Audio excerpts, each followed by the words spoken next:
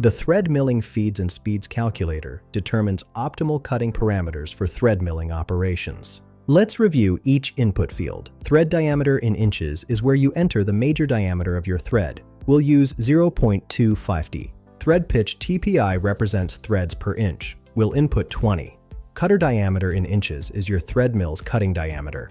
We'll enter 0.125. Number of flutes can range from 1 to any practical number. We'll use 3. Surface feet per minute SFM is your recommended cutting speed. We'll set this to 300. Now let's calculate. With our thread diameter at 0.250 inches, 20 TPI, cutter diameter 0.125 inches, 3 flutes, and 300 SFM. Click Calculate Thread Milling Parameters. The calculator returns 3 critical values. Spindle RPM shows 9,167. This is your required spindle speed.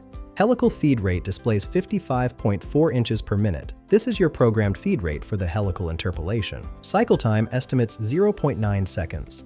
This predicts how long one complete thread will take to machine. These parameters ensure efficient thread milling while maintaining tool life.